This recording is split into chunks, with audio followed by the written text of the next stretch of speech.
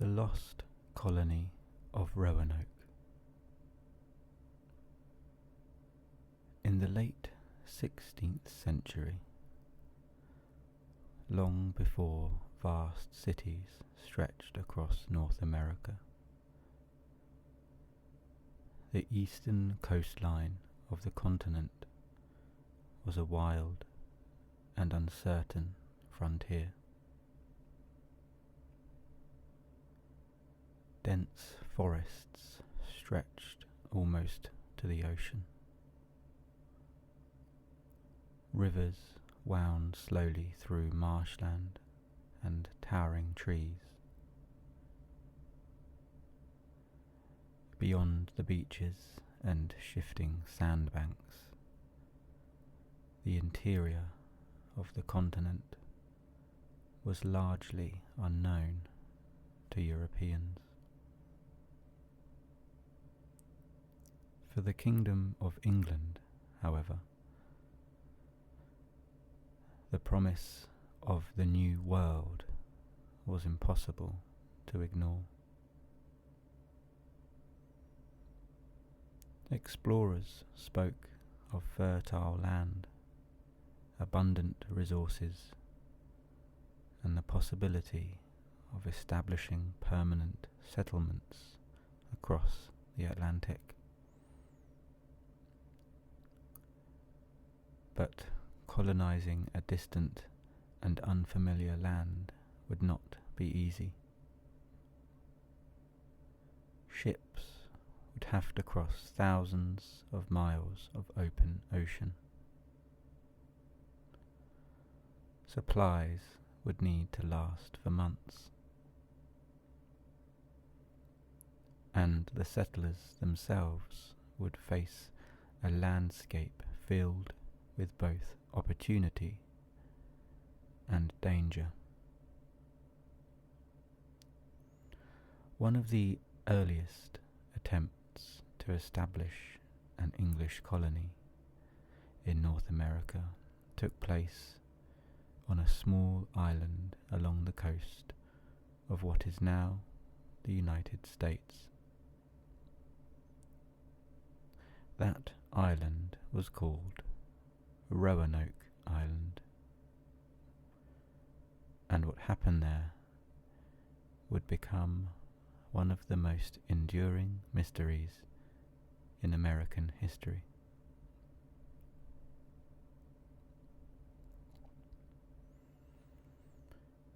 In the 1580s, English leaders began planning permanent settlements along the Atlantic coast.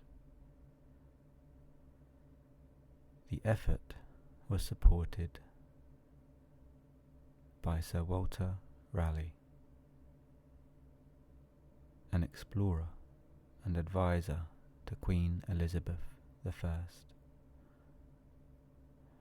Raleigh believed that England could establish a foothold in the New World. Such a colony could provide valuable resources and strengthen England's position against rival European powers. In 1585, the first group of English settlers arrived at Roanoke Island, but the early settlement struggled. Supplies ran short. Relations with local Native American tribes became strained. Within a year, the settlers abandoned the colony and returned to England. Yet, the dream of a permanent settlement did not disappear. 2 years later, another expedition set sail. In 1587, a new group of colonists arrived at Roanoke Island. This group was different from the earlier expedition. Instead of soldiers and explorers, many of the new settlers were families, men, women, and children, hoping to build a new life in a distant land. The leader of this colony was John White. White was not only the governor of the colony, but also an artist and map maker. He had visited the region before and believed the settlers could succeed. Among the colonists was White's daughter. During the early weeks of the settlement, she gave birth to a child. The baby was named Virginia Dare. She was the first English child known to have been born in the Americas. For the settlers, her birth seemed like a hopeful sign, a symbol that their new colony might truly become a permanent home. But life on the frontier quickly proved difficult. Food supplies began to run low. Relations with some nearby tribes remained tense, and the settlers soon realized that the resources they had brought from England were not enough. The colony needed additional supplies if it was to survive. The settlers urged John White to return to England and gather support. White agreed, though he knew the journey would be dangerous. He left the colony behind, promising to return as soon as possible. But events in Europe would delay his return far longer than anyone expected. In 1588, England faced a looming threat from Spain. The Spanish Armada prepared to attack England's shores. Ships that might have sailed to the New World were instead needed for defence.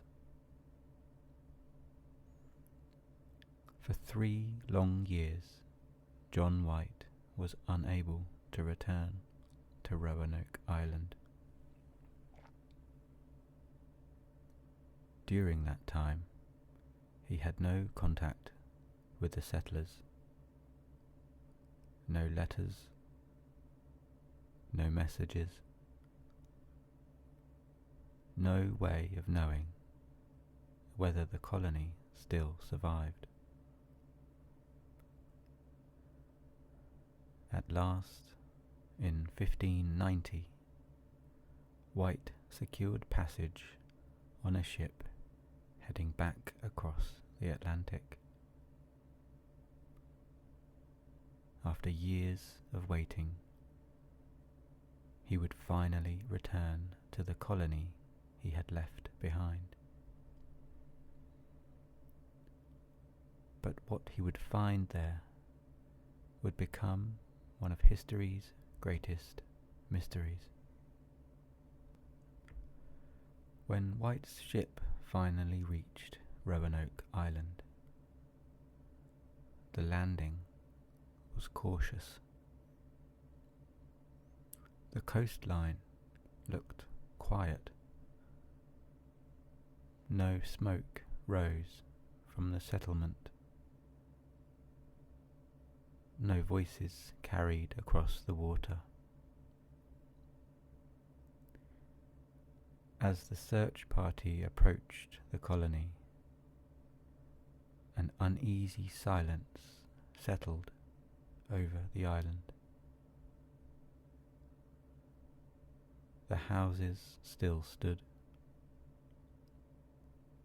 but the settlement was deserted. The colonists were gone.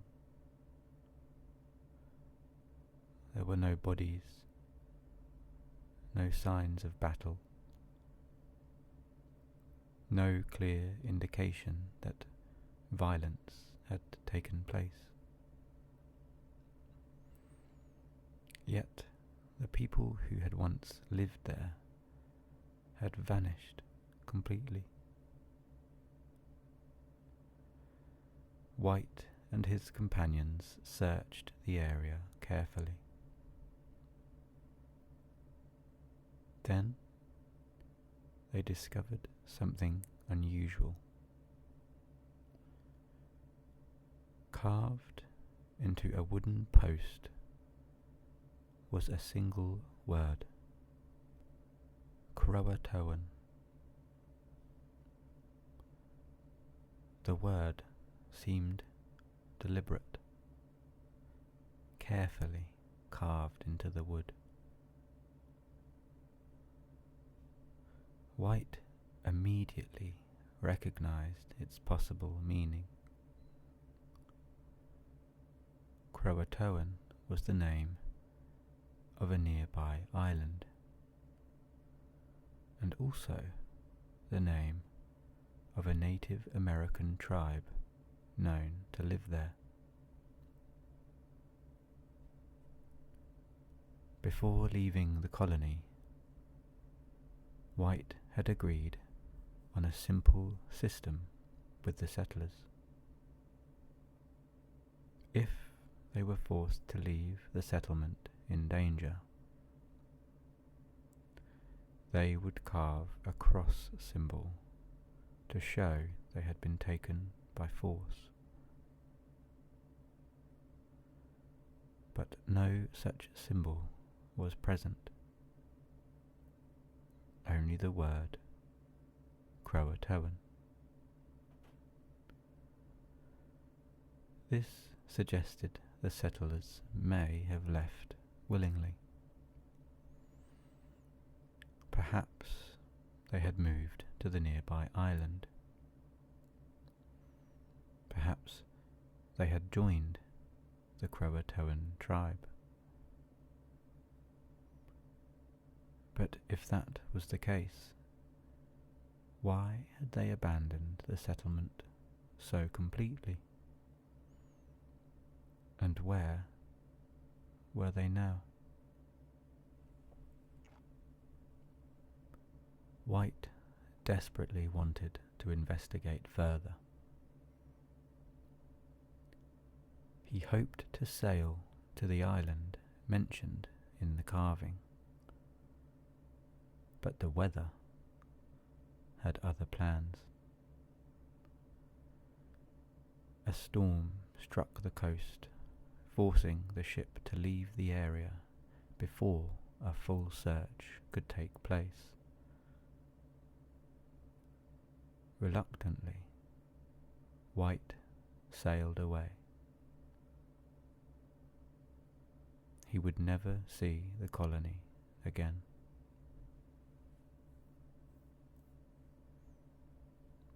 In the years that followed, the fate of the lost colony of Roanoke became a subject of speculation and debate.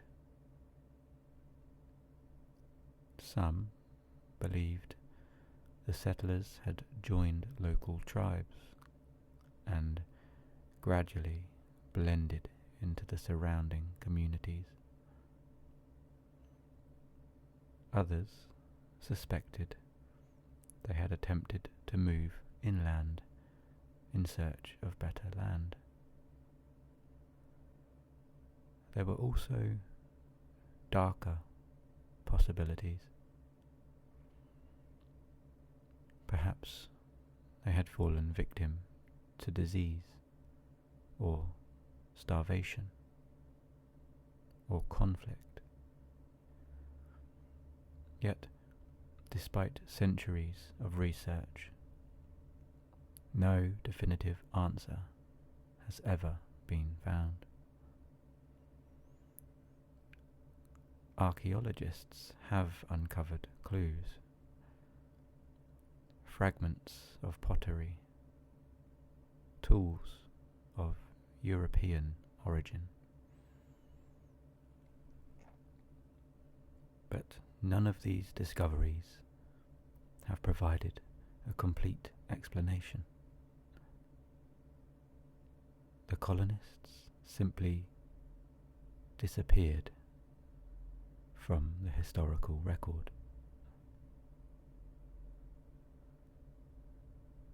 More than 400 years have passed since John White returned to find the settlement empty. The forests around Roanoke Island have changed. New towns have risen along the coastline. But the mystery remains. Somewhere in the past, a group of settlers made a decision. They left their homes behind. They carved a single word into wood. And then they vanished from history. What truly happened to the settlers may never be fully known. But their story continues to echo through history. A quiet reminder that the past still holds secrets waiting to be discovered.